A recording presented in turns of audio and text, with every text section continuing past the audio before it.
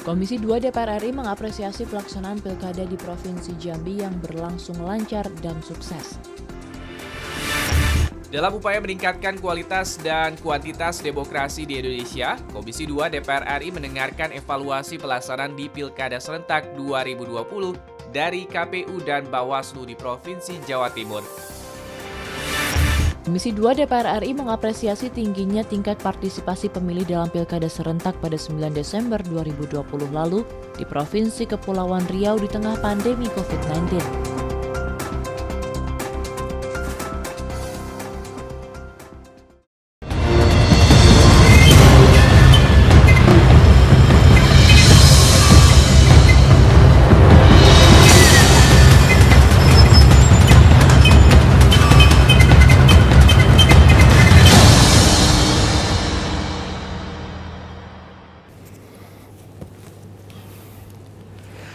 Pagi. Apa kabar, pemirsa? Ini beda ya, kalau misalnya perempuan itu ternyata paginya itu satu nada pagi. Tapi kalau misalnya laki-laki, pemirsa pagi gitu ya. Ini salah satu bentuk motivasi untuk semangat. Oh ya, seperti itu ya. Jadi berbeda-beda. Jadi nanti pemirsa boleh pilih, mau pakai nada satu nada yang panjang atau pagi seperti itu ya. Yang penting jangan murung ya, jadi pagi biasa gitu ya, jadi lebih semangat lagi. Iya, kita harus semangat pemirsa, karena misalnya juga kami hadir ke hadapan Anda dalam acara yang selalu memberikan inspirasi maupun wawasan baru untuk Anda, yaitu Suara Parlemen. Bersama saya Yuslayati dan rekan saya Mendy Nugroho. Jangan lupa 5M, baik itu dari Anda menjaga jarak, begitu pun juga menggunakan masker, rajin cuci tangan, dan mengurangi yang namanya interaksi, begitu pun juga menghindari kerumunan. Terus ditanya lagi, bagaimana dong kalau misalnya nanti vaksinnya juga datang ke GBK dan ternyata di sana berkumpul dengan berapa ratus bahkan berapa ribu orang, harus tetap jaga jarak kalau mau divaksin ke sana. Vaksin jangan sampai membuat klaster baru. Jadi banyak sekali kalau saya lihat justru dengan mau divaksin tapi mereka masih berkerumun. Kalau kemarin di GBK masih juga berkerumun ya. Panitia mungkin kerepotan ya karena jumlahnya cukup banyak ya. Karena yang mau divaksin banyak, banyak sekali ternyata masyarakat Indonesia ataupun misalnya kita khususnya ada di DKI Jakarta terlebih dahulu, pemirsa yang ingin juga mendapatkan fasilitas vaksin dari pemerintah. Tapi ingat ya bahwa melakukan pendaftaran terlebih dahulu, kemudian juga nanti ada SMS pemanggilan dan kemudian kita bisa datang. Tapi kalaupun bisa mencari informasi langsung ke lokasi, mungkin saja ada kuota yang bisa langsung didapatkan pada saat datang ke lokasi ya. Yang pasti jangan berkerumun ya. Dan mengawali pagi-pagi ini, saya akan dulu berikan beberapa berita. Yang pertama terkait dengan Komisi 2 DPR RI apresiasi pilkada di Provinsi Jambi. Komisi 2 DPR RI mengapresiasi pelaksanaan pilkada di Provinsi Jambi yang berlangsung lancar dan sukses. Berikut berita selengkapnya. Ditemui dalam kunjungan kerja ke Provinsi Jambi terkait evaluasi pelaksanaan pilkada serentak di Provinsi Jambi, Komisi 2 DPR RI memberikan apresiasi pelaksanaan pilkada serentak secara menyeluruh cukup baik. Wakil Ketua Komisi 2 DPR RI sekaligus Ketua Tim Kunjungan Kerja ke Jambi, Syamsur Rizal mengatakan, pelaksanaan pemilihan gubernur dan bupati di Provinsi Jambi berjalan secara lancar dan sukses. Syamsur Rizal mengatakan KPU dan Bawaslu untuk memperhatikan pelanggaran-pelanggaran kecil agar tidak terjadi lagi pada pelaksanaan pilkada periode berikutnya. Semua pelaksanaan pilkada di Jambi pada 6 tempat, pemilihan gubernur dan kabupaten 4 kabupaten, kemudian ada 1 kota. Ini semuanya berjalan mulus. Hanya saja memang ada pelanggaran kecil, barangkali itu ada sesuatu yang biasa, tapi nanti kita akan coba atasi juga. Anggota Komisi 2 DPR RI Hugua mengatakan KPU dan Bawaslu Provinsi Jambi sudah melaksanakan tugas dengan baik walaupun masih ada kendala teknis di lapangan yang menimbulkan pelaporan ke MK. Namun secara umum pelaksanaan pilkada baik di Jambi maupun di seluruh Indonesia sudah berjalan sebagaimana semestinya. Nah, saya kira muaranya di MK ini sudah benar. Tetapi secara menyeluruh, walaupun ada masalah itu, tapi secara menyeluruh pelaksanaan pilkada baik di Jambi maupun di seluruh Indonesia sudah berjalan sebagaimana mestinya. Sekali lagi bukan tanpa masalah, selalu ada masalah, tetapi masalahnya minor. Dari Provinsi Jambi, Rian Indrayana, TVR Parlemen melaporkan. Dan kini pemirsa, di berita kedua yaitu meningkatkan kualitas demokrasi di Indonesia. Dalam upaya meningkatkan kualitas dan kuantitas demokrasi di Indonesia, Komisi 2 DPR RI mendengarkan evaluasi pelaksanaan Pilkada serentak tahun 2020 dari KPU dan Bawaslu di Provinsi Jawa Timur. DPR RI mendorong agar pelaksanaan pemilu dan Pilkada tahun 2024 mendatang dapat dipersiapkan dengan lebih baik. Berikut liputannya. Komisi 2 DPR RI mendengarkan evaluasi pelaksanaan Pilkada serentak dari KPU dan Bawaslu di Surabaya, Jawa Timur dengan tujuan untuk meningkatkan kualitas dan kuantitas demokrasi di Indonesia. Dalam pertemuan ini, KPU dan Bawaslu menyampaikan secara transparan mengenai berbagai kendala yang dihadapi. Anggota Komisi 2 DPR RI Jarod Saiful Hidayat berharap dengan dilakukannya evaluasi ini, pemerintah dapat mendukung KPU dan Bawaslu untuk mengatasi berbagai kendala tersebut guna meningkatkan kualitas pelaksanaan demokrasi dalam pilkada dan pemilu berikutnya di tahun 2024. Persiapkan betul, kita masih punya waktu 2,5 sampai 3 tahun ya untuk menyusun desain kepemilihan kita itu betul-betul yang mantap, yang sederhana, yang mudah dilaksanakan, yang cepat, tepat, akurat, dan menghormati atau mendahulukan hak demokrasi setiap warga negara. Anggota Komisi 2 DPR RI Aminur Rahman berharap meningkatnya angka partisipasi di Jawa Timur merupakan representasi tingkat kesadaran masyarakat dalam berdemokrasi. Kesadaran masyarakat dalam berdemokrasi atau faktor yang lain. Karena kondisi pandemik ini hakikatnya adalah masyarakat khawatir, tapi justru meningkat.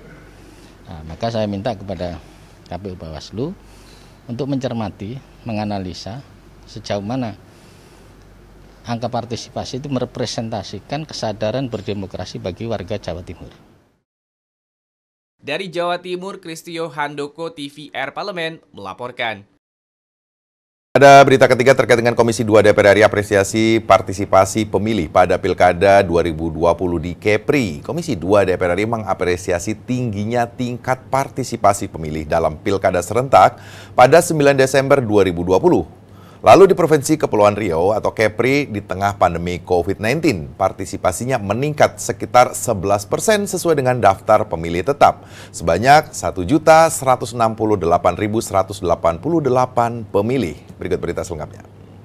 Komisi 2 DPR RI mengapresiasi tingginya tingkat partisipasi pemilih dalam Pilkada serentak pada 9 Desember 2020 lalu di Provinsi Kepulauan Riau di tengah pandemi COVID-19. Partisipasinya meningkat sekitar 11% sesuai dengan daftar pemilih tetap sebanyak 1.168.188 pemilih. Anggota Komisi 2 DPR RI Sodik Mujahid mengungkapkan pelaksanaan Pilkada 2020 di Kepri sudah berjalan dengan baik dengan penerapan protokol kesehatan di setiap aktivitas pelaksanaan tahapan Pilkada yang dilaporkan berjalan aman dan terkendali. Namun Sodik mengaku ingin mendalami faktor meningkatnya partisipasi pemilih di Kepri. Saya khawatir ada dugaan katanya karena terkait langsung dengan iming-iming sembako dan lain-lain. Di tengah sulitnya orang mendapatkan sembako, ada iming-iming itu, kemudian itu menjadi pendorong utama. Tapi sekali lagi ini baru dugaan, belum terbukti ya. Kenapa? Karena memang agak unik. Di saat sulit kok partisipasinya lebih tinggi dibandingkan saat aman. Ketua Komisi 2 DPR RI Ahmad Doli menuturkan pelaksanaan Pilkada 2020 di Kepri secara umum sudah cukup baik, namun dalam pelaksanaannya masih terkendala oleh infrastruktur seperti sulitnya transportasi dan jaringan internet.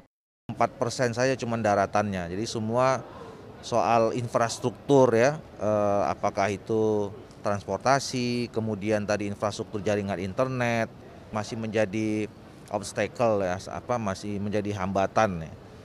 Ahmad Doli mengatakan Komisi 2 sudah membentuk panja evaluasi pelaksanaan Pilkada 2020 untuk menindaklanjuti permasalahan-permasalahan yang terjadi. Dari Kepulauan Riau, Fitian Aunilah, TVR Parlemen melaporkan. Dan selanjutnya pemirsa, kualitas TI penunjang Sirekap harus dipastikan. Terkait pemanfaatan aplikasi Sirekap pada penyelenggaraan Pilkada serentak 2020, anggota Komisi 2 DPR RI meminta KPU memastikan kesiapan fasilitas teknologi informasi dan sarana-prasarana penunjang lain. Ini dia pemirsa. Terkait pemanfaatan aplikasi Sirekap pada penyelenggaraan Pilkada serentak 2020, anggota Komisi 2 DPR RI meminta KPU memastikan kesiapan fasilitas teknologi informasi dan sarana prasarana penunjang lainnya.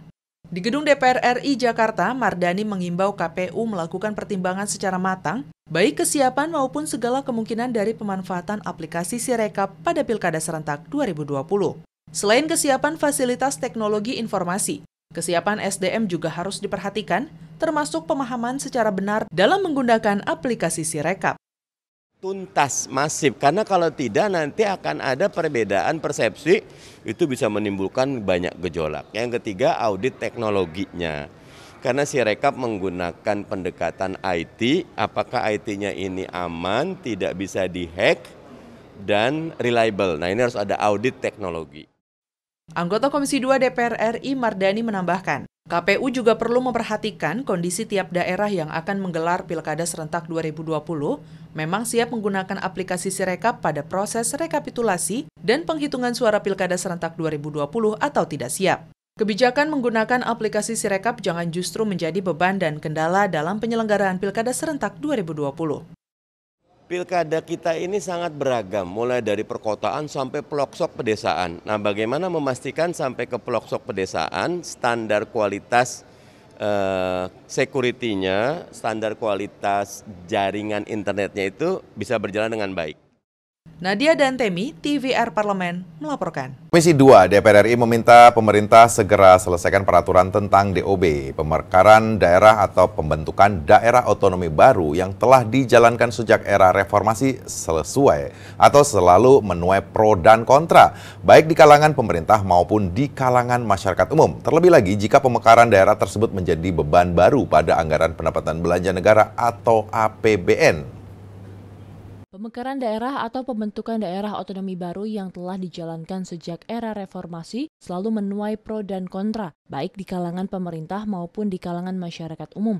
Ditemui di Gedung Nusantara Kompleks DPR RI Senayan, Jakarta terkait pembentukan daerah otonomi baru atau DOB, anggota Komisi 2 DPR RI Agung Widiantoro mengatakan adanya moratorium pemekaran daerah menyebabkan munculnya desakan masyarakat kepada Komisi 2 untuk meminta pemerintah segera menuntaskan desain besar penataan daerah.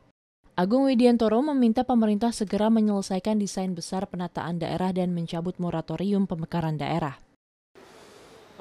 Secepatnya pemerintah menentukan sikap untuk kapan desain besar penataan daerah ini bisa dituntaskan, dan kemudian dengan berpedoman pada desain besar penataan daerah, kita minta agar pemerintah segera mencabut moratorium itu, kemudian duduk bersama dengan DPR dalam hal Komisi 2 untuk membicarakan.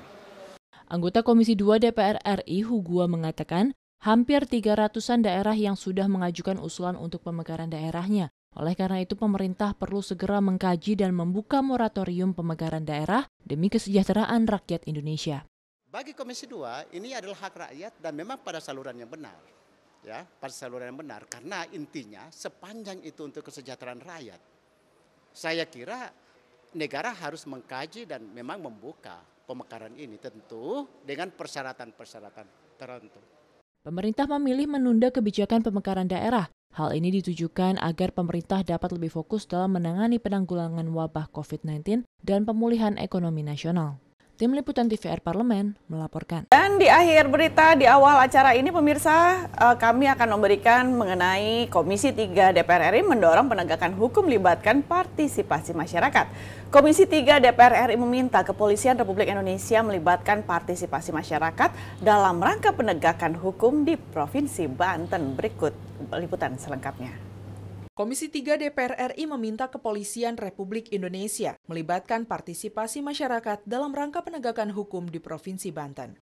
Tim kunjungan kerja Komisi 3 DPR RI menggelar pertemuan dengan Polda Banten serta BNNP Provinsi Banten untuk menyerap serta menyampaikan aspirasi guna menjaga situasi kondusif di wilayah hukum Provinsi Banten ke depan. Anggota Komisi 3 DPR RI Didik Mukrianto menilai untuk membangun konsep penegakan hukum yang presisi diperlukan partisipasi masyarakat agar potensi ancaman Kamtibnas yang terjadi dapat segera dimitigasi. Didik berharap konsep restoratif justice bisa terrealisasi dengan baik sesuai harapan Kapolri.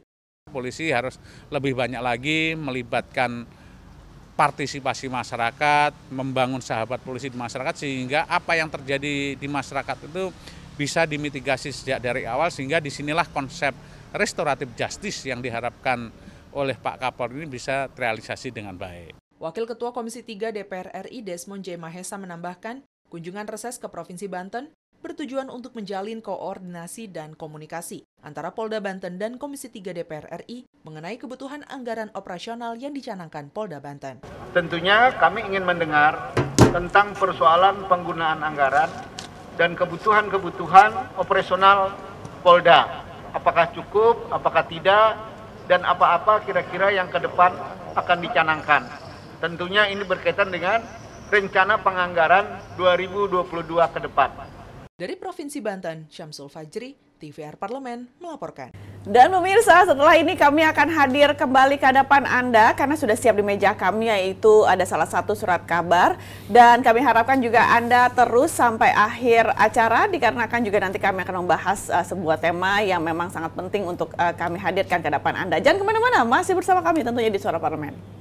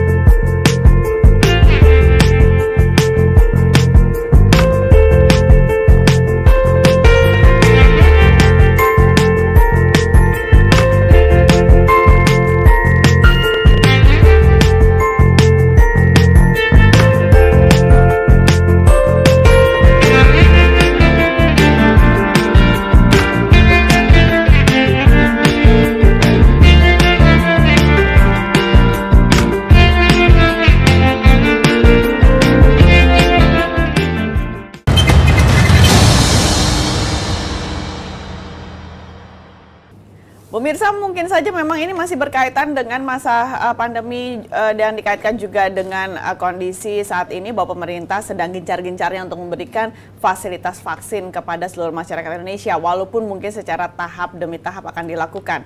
Dan juga harus diperhatikan juga pada saat pendistribusian, ini juga harus hati-hati sekali karena kualitas daripada vaksin tersebut ini harus tetap dijaga dengan baik. Pasti pemerintah terutama BPOM ini juga harus lebih hati-hati menyimpan, terutama pendistribusian itu di daerah loh, riskan juga Itu dia. Bagaimana kan juga bisa mendistribusikan misalnya sampai ke Papua nantinya, itu juga harus dipikirkan juga. Nah, masih berkaitan semua pemirsa dengan masalah yang vaksinasi di Indonesia. Nah, tentu saja setidaknya memang salah satu surat kabar pada pagi hari ini juga akan masih membahas hal tersebut. Tentunya kami akan hadirkan ke hadapan Anda dan kami masuk dalam headline surat kabar.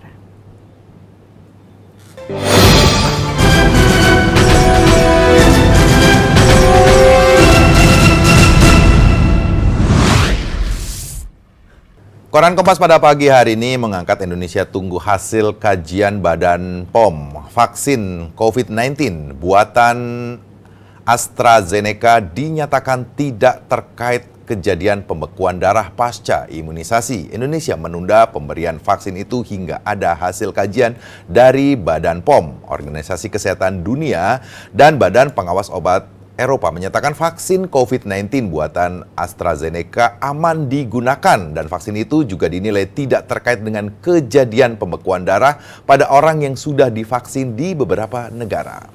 Dan harusnya juga kalau mungkin saja ini kalau kita lihat berkaitan dengan uji klinis yang dilakukan, mungkin bisa dilihat di ataupun misalnya sampel di beberapa orangnya ya pemirsa ya. Dikarenakan kan juga masing-masing dari kita juga memiliki penyakit dan kondisi yang berbeda-beda. Jadinya reaksi yang didapatkan setelah divaksin ini pun juga pasti berbeda-beda pula. Ya. Jadi jangan langsung dinyatakan bahwa memang ini adalah tidak aman.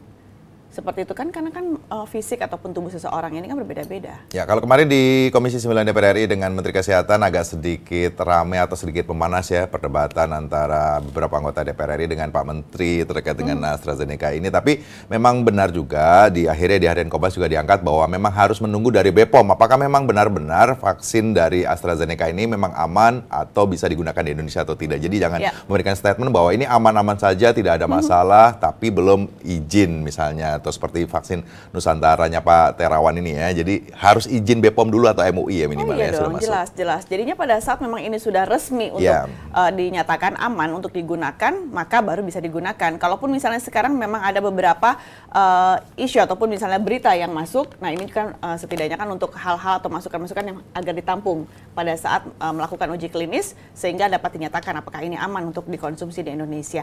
Dan detailnya pemirsa ada di harian Kompas yang terbit pada hari ini pemirsa, hari Rabu tanggal 17 Maret tahun 2021, dan kami akan jeda terlebih dahulu kembali. Jangan kemana-mana, masih bersama kami tentunya di Suara Parlemen.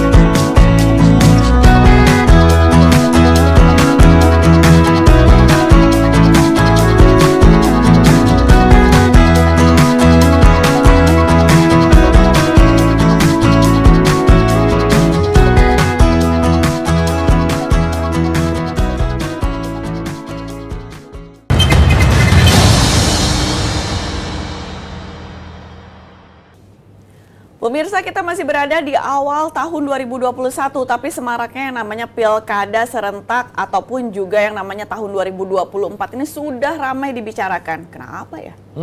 Ramai sekali. Kalau bicara masalah pilkada 2024 sudah ramai. Karena kalau kemarin kan kita mengikuti undang-undang pemilu, harusnya memang undang-undang pemilihan kepala daerah ini berlangsung di tahun 2024 secara serentak. Tapi ada wacana untuk direvisi. Ini ramai banget ya? Iya, tapi masyarakat umumnya setidaknya kan suka bertanya-tanya, kok masih 3 tahun lagi sudah dibahas ya? Kadang-kadang kan seperti itu ya pemirsa ya. Mungkin banyak pertanyaan juga yang akan dilontarkan berkaitan juga dengan pilkada serentak tahun 2024. Kita bicara 3 tahun ke depannya lagi pemirsa. Ini akan kami angkat ke depan ada pada pagi hari ini, tapi kami berikan informasi yang lengkap terlebih dahulu dan kami berikan ke hadapan Anda dalam tajuk Suara Parlemen berikut ini.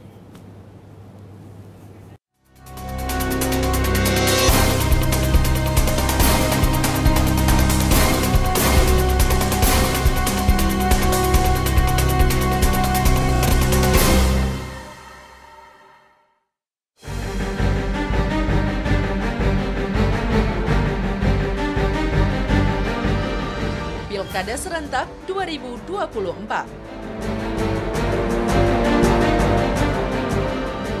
Pemilihan kepala daerah serentak secara nasional dipastikan tetap digelar pada tahun 2024, menyusul batalnya revisi Undang-Undang Pemilu. Salah satu implikasinya adalah separuh daerah di Indonesia atau sekitar 270 daerah akan dipimpin pejabat kepala daerah pada tahun 2022 dan 2023. Hal ini karena para kepala, wakil kepala daerah di 24 provinsi dan 246 kabupaten atau kota tersebut akan berakhir masa tugasnya di 2 tahun tersebut. Untuk itu pemerintah harus menyiapkan dan memilih calon pejabat yang akan berakhir masa tugasnya pada tahun 2022 dan 2023 secara imparsial, netral, transparan, agar jalannya pemerintahan dan pelayanan publik tidak terganggu serta pejabat yang akan dipilih harus memiliki integritas, kapabilitas, dan berkompeten.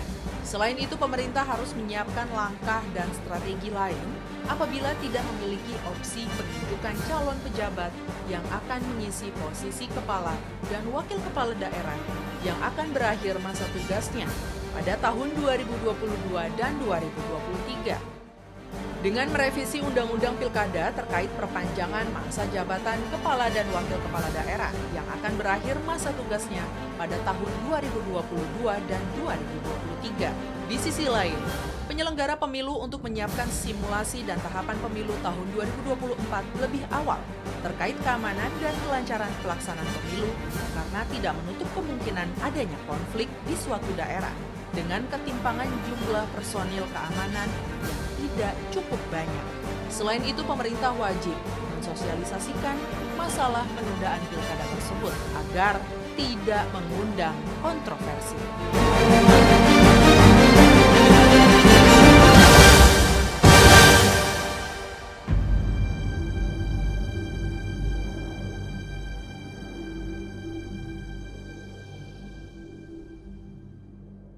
Badan Legislasi DPR dan pemerintah sepakat untuk mengeluarkan amandemen Undang-Undang Pemilu dari daftar program legislasi nasional atau Prolegnas Prioritas 2021. Keputusan itu diambil dalam rapat kerja antara Balik DPR RI dengan pemerintah yang secara khusus membahas persoalan Undang-Undang Pemilu dan beberapa undang-undang lainnya.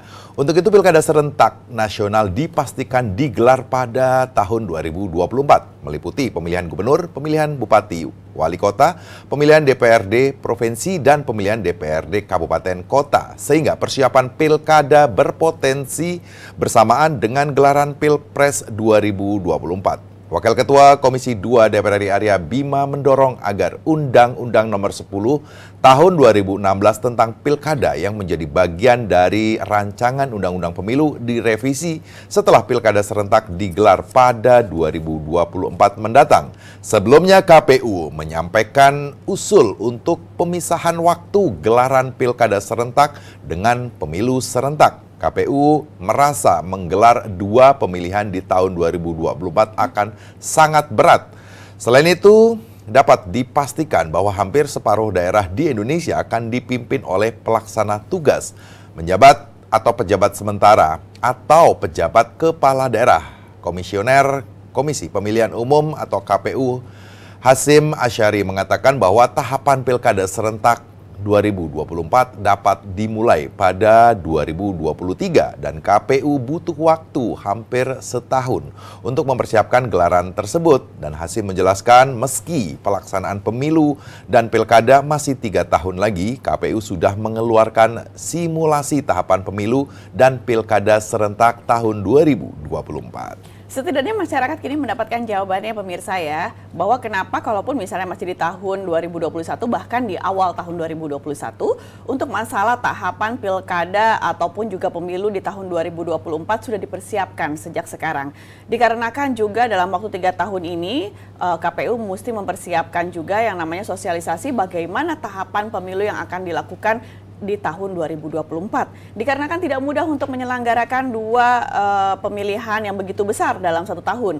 Setidaknya di tahun 2023, 1 tahun persiapan untuk KPU bisa menjalankan atau menyelenggarakan keduanya. Ya, jadi kalau kita lihat, berat banget ya, yang pilkada untuk misalnya Jakarta atau DKI Jakarta aja pasti berarti masuk dalam pilkada 2004 atau ada 200-an kepala daerah yang juga akan bertarung bareng dengan pemilihan presiden. Ramai banget pemilihan legislatif juga, DPRD, DPD. Luar biasa banyaknya. Kalau dilihat kan juga bisa juga DPRD-nya ada tingkat provinsi, ya kan ada tingkat kabupaten. Begitupun juga kan nantinya juga untuk pileg, kemudian pilpres. Ini tidak mudah. Aduh, berapa lembar saya harus baca ya. Dan setidaknya juga KPU juga mesti mempersiapkan dengan matang karena kan kalaupun misalnya juga sudah jelas bahwa revisi akan dilakukan setelah pilkada tahun 2024. Tapi sebenarnya ada apa? Kenapa setidaknya dari Prolegnas untuk masalah revisi ini akhirnya dicabut dari jajaran ataupun misalnya juga list dari Prolegnas tahun 2021. Nah, untuk menjawabnya lebih lanjut pemirsa, setidaknya juga kami akan segera bergabung dengan rekan kami Alda Gustari yang sudah bersama Ketua Komisi 2 DPR RI Bapak Ahmad Doli Kurnia Tanjung di ruang rapat pimpinan Komisi 2 ya, untuk kita lebih tahu lebih detail lagi mengenai hal tersebut. Segera kami bergabung rekan-rekan kami Alda Gustari.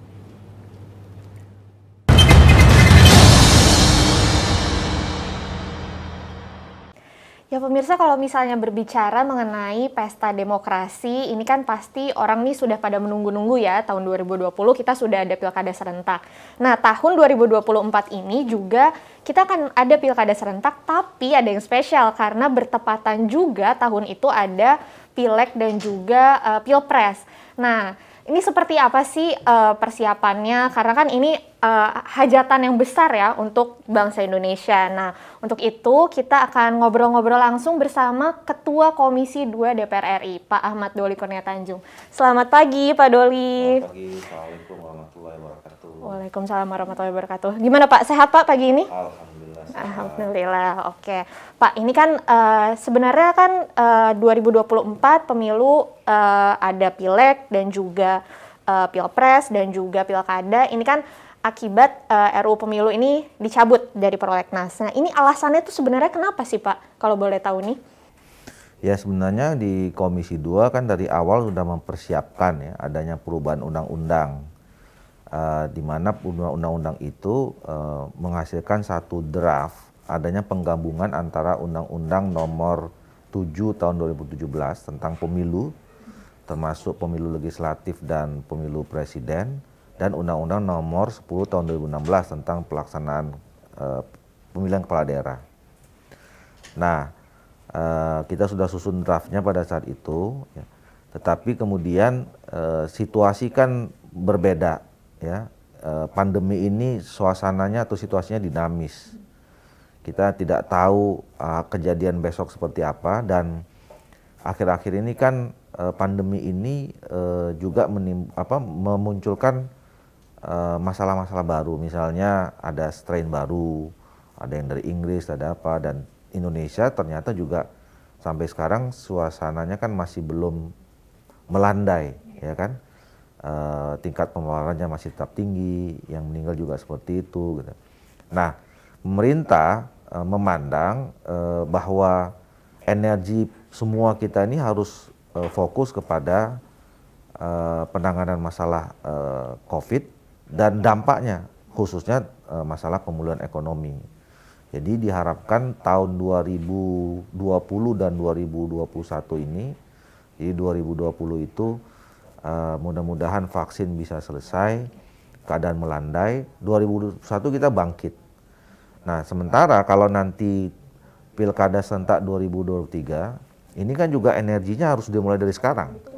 Gitu kan. Jadi dan itu akan berlanjut terus 22, 23. Nah, oleh karena itu kemarin pemerintah berpandangan bahwa lebih bagus kita fokus ya kepada pelaksanaan pilkada yang sesuai dengan undang-undang yang existing sekarang. Itu di tahun 2024 pileg dan pilpres seperti tahun 2019 plus ditambah pilkada di seluruh Indonesia. Oke, berarti kan ini sebenarnya biar fokus ya Pak, nggak kebanyakan perhelatan seperti itulah ya intinya. Nah terus apakah nanti tidak terjadi kekosongan kekuasaan nih Pak di beberapa daerah? Karena kan digeser jadi 2024 semuanya seperti itu. Iya, memang ada konsekuensi seperti itu. Jadi dengan dilaksanakannya pilkada serentak berbarengan dengan pileg dan pilpres di satu tahun yang sama, konsekuensinya banyak. Pertama memang kalau dari segi kepemimpinan daerah akan ada 272 daerah ya. Mulai tahun 2022 itu yang akan berakhir masa jabatannya yang harus diisi karena tidak mungkin ada kekosongan kepemimpinan daerah. Nah, memang sudah ada regulasinya juga ya di Undang-Undang Pemerintah Daerah itu apabila satu daerah itu berakhir masa jabatannya ditunjuk pejabat ya, pejabat kepala daerah itu. Dan itu nanti memang sesuai dengan aturan ditunjuk oleh pemerintah. Nah, jadi sebetulnya dari segi kepemimpinan atau tidak akan ada kekosongan. Nah, memang karena ini politis ya, artinya gini, akan berbeda karena selama ini 270 daerah itu dipimpin oleh kepala daerah yang dipilih oleh rakyat. Nanti hampir ada 2 tahun sampai 3 tahun ada kepala daerah yang memimpin daerah itu bukan karena dia dipilih tapi dia ditunjuk ya karena memang tidak berdasarkan pemilihan. Nah, penunjukan ini kan juga harus betul-betul kita awasi ya. Apalagi itu menghadapi event politik. Jangan sampai nanti orang-orang yang tunjuk itu adalah bagian dari kepentingan kelompok tertentu misalnya ya, untuk di dalam menghadapi event pemilu, pilkada macam-macam. Nah ini yang nanti harus diatur gitu. Oke, tadi menarik, saya sempat meng-highlight tentang penunjukan. Nah ini penunjukannya berdasarkan apa dan siapa yang menunjuk nih Pak sebenarnya? Ya yang menunjuk pemerintah, artinya presiden dan secara teknis melalui Kementerian Dalam Negeri. Ya, jadi Mendagri nanti akan, kalau misalnya di tingkat kabupaten kota, itu nanti gubernur mengajukan 3 nama, kemudian ditetapkan oleh Kementerian Dalam Negeri. Kalau mengisi kekosongan gubernur, nanti Menteri Dalam Negeri mengajukan 3 nama kepada presiden, presiden yang menetapkan. Jadi itu yang kita berharap pemerintah memang betul-betul bisa nanti menunjuk orang-orang yang profesional di bidangnya untuk memimpin daerah itu. Jadi itu kan harus ASN, ya kan, harus ASN. Kita berharap ada ASN yang betul-betul netral lah, ya, netral, tidak bermain politik. Nanti di pemilu legislatif maupun di pemilu presiden dan pilkada. Gitu. Itu ya harapan kita. Oke, baik. Ya pemirsa, perbincangan saya dengan Pak Ahmad Doli ini masih akan berlanjut dan akan makin seru tentunya. Jadi tetap jangan kemana-mana, tetap di Suara Parlemen.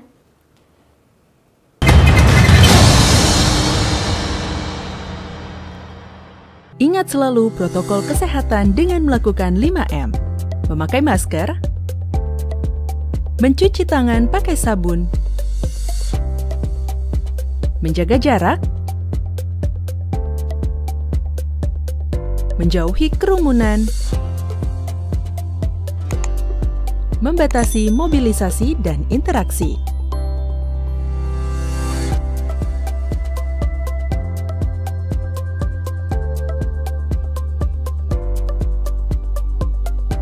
Dipersembahkan oleh Biro Pemberitaan Parlemen, Sekretariat Jenderal DPR RI.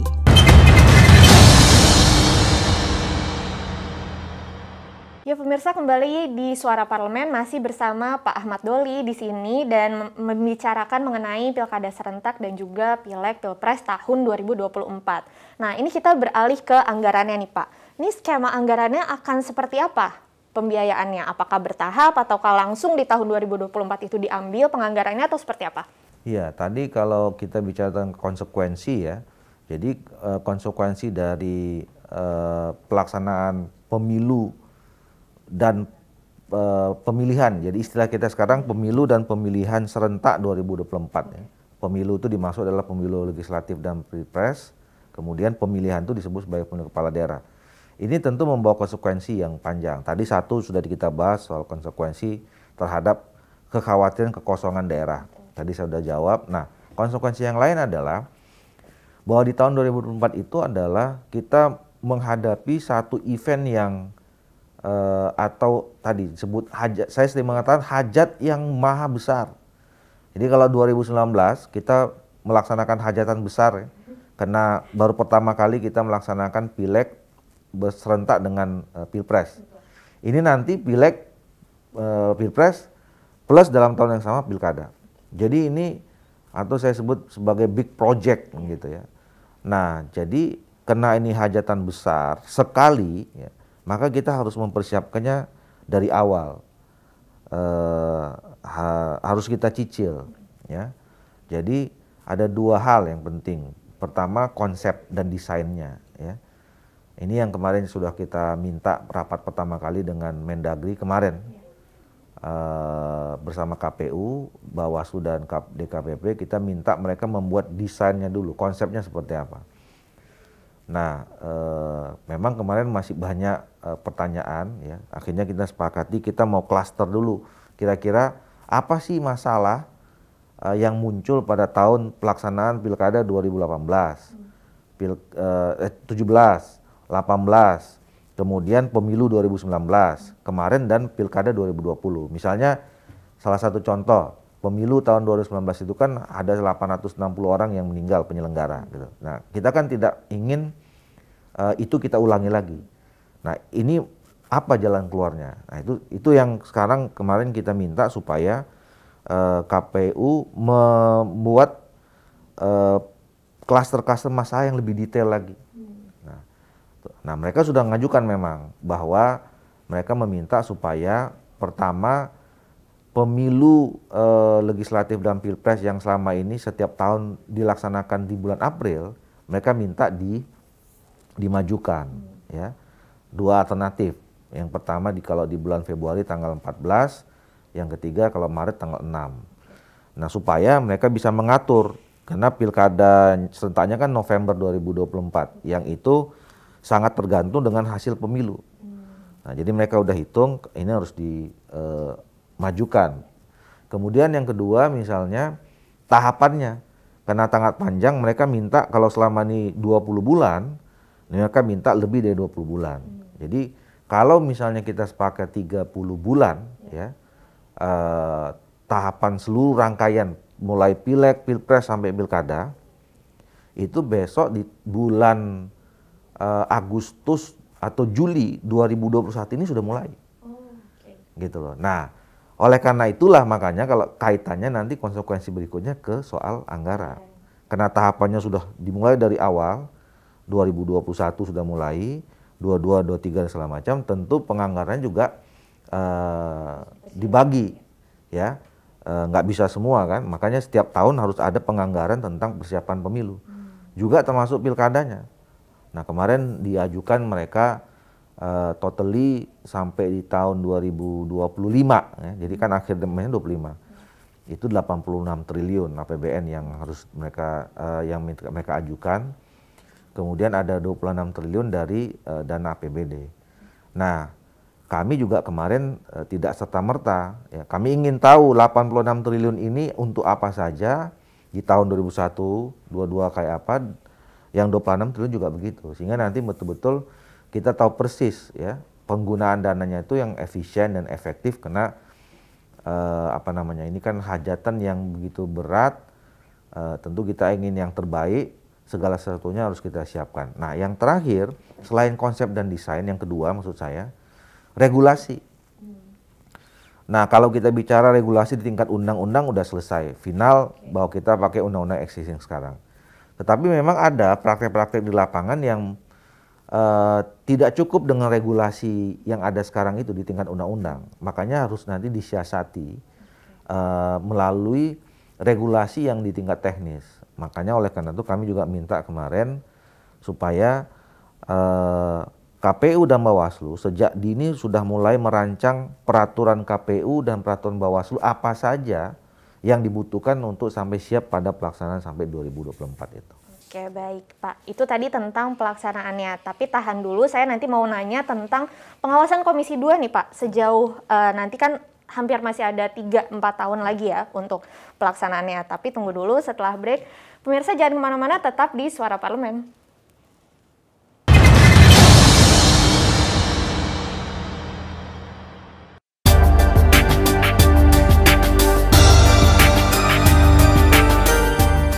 Vaksinasi COVID-19 di Indonesia sudah dimulai. Mari bersama kita sukseskan program ini. Sebagai Ketua Tim Pengawas Pelaksana Penanganan Bencana COVID-19 DPR RI, menghimbau masyarakat untuk selalu tetap patuhi protokol kesehatan, lindungi diri, lindungi negeri.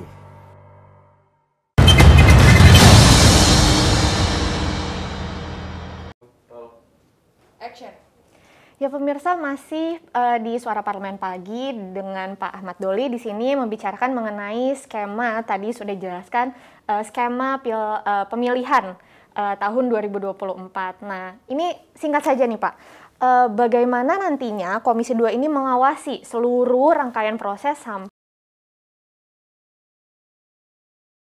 Ya, tentu kita akan terlibat langsung ya. Dulu juga pada saat pelaksanaan Pilkada serentak 2020 yang waktu itu juga ada pro dan kontra ya. Ada orang yang mengatakan nggak usah dilaksanakan karena takut menimbulkan klaster baru gitu ya. Tapi seluruh pimpinan anggota Komisi 2 committed ya. Ketika memang kita sudah sepakat ini menjadi satu agenda, kita kawal benar-benar ya. koordinasi terus sama Menteri Dalam Negeri, kita puluhan kali rapat pada saat itu ya, untuk memastikan pelaksanaan Pilkada serentak 2020 itu bisa dilaksanakan sebagaimana mestinya, dan alhamdulillah sukses ya. Nah, tentu pengalaman itu akan kita gunakan juga nanti persiapan. Jadi yang kemarin aja berat kita kawal habis, apalagi ini yang maha berat gitu ya. Nah, jadi kita punya tanggung jawab dan akan kita kawal terus, bahkan dari awal, bukan hanya sekedar mengawasi, kita ikut terlibat dalam menyusun konsep dan desain penyelenggaraan itu. Makanya kemarin dalam salah satu kesimpulan rapat, kami akan membentuk tim kerja bersama ya. Jadi ada tim dalam tim kerja itu, tadi kita udah putuskan dalam rapat internal kita. Jadi tim kerja bersama itu terdiri dari Komisi 2, Kementerian Dalam Negeri, KPU, kemudian Bawaslu dan DKPP. Nah, ini akan bekerja segera sehingga nanti rapat kerja di masa sidang berikutnya, kira-kira 1 bulan yang akan datang, tim ini akan melaporkan ya kira-kira tadi ya konsep, desain dan simulasi yang lebih detail seperti apa, termasuk tadi bisa menjelaskan dana-dana itu untuk apa saja setiap tahun. Nah, ini tugas dari tim kerja itu. Itulah salah satu bentuk dari komitmen Komisi 2 untuk bisa mengawal ya. Nah, jadi mengawal itu macam-macam, bukan hanya mengawasi. Jadi mengawal mulai dari penyusunan konsepnya, mengawasi sampai ikut pelaksananya, nanti kita semuanya akan ikut terlibat. Oke, baik. Ya pemirsa, itu tadi statement dari Pak Ahmad Doli sendiri bahwa Komisi 2 ini akan mengawal langsung pelaksanaan pemilihan ya tahun 2024 seperti itu, Pak. Nah, sebelum saya closing, boleh Bapak satu kata nih mengenai pemilihan tahun 2024 apa? Ya, kalau satu kata itu susah menerjemahkannya karena panjang sekali gitu. Tapi kalau mau dipaksa ya, karena kita memang harus mensukseskan itu, ya kita harus optimis lah. Optimis gitu. Walaupun tulisnya nanti bawahnya optimis. Kenapa optimis? Harus berat satu katanya gitu kan. Kenapa berat? Karena agendanya banyak. Nah, itu. Jadi susah. Tapi kalau mau satu kata dipaksain, ujungnya kita harus sukses, ya kita harus optimis. Oke, baik. Optimis pemirsa. Ya, itu tadi bincang-bincang saya bersama Pak Ahmad Doli Kurnia Tanjung, Ketua Komisi 2 DPR RI. Kembali bersama rekan saya di studio.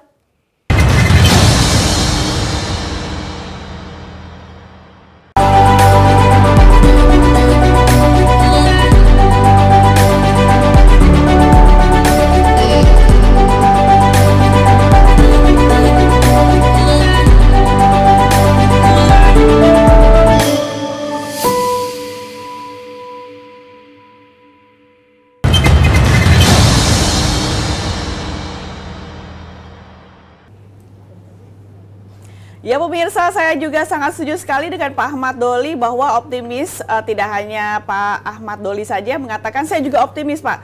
Kalaupun misalnya tahun 2024 kita akan sama-sama mensukseskan untuk jalannya baik itu Pilpres, Pilkada serentak, semuanya secara bersamaan. Nah, kalaupun misalnya kamu optimis gak? Soalnya tadi Alda mengatakan meminta satu kata saja dari Pak Ahmad Doli yang sulit sekali ya karena ini begitu panjang gitu. Karena kalau tadi dijabarkan Pak Doli kan bahwa anggarannya nggak kecil loh sebenarnya kan. Ya. Luar biasa, 84 triliun ya.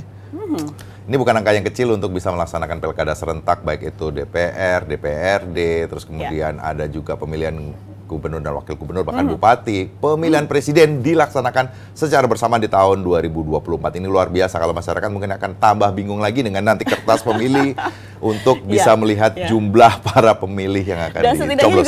Dan setidaknya juga tidak akan terjadi kekosongan kepemimpinan saat itu. Walaupun misalnya juga ada beberapa hal-hal ataupun misalnya posisi-posisi yang memang harusnya juga diisi dengan misalnya PLT ya kan. Kalaupun misalnya juga harus mengikuti yang namanya rangkaian dari penyelenggaraan pilkada serentak itu sendiri.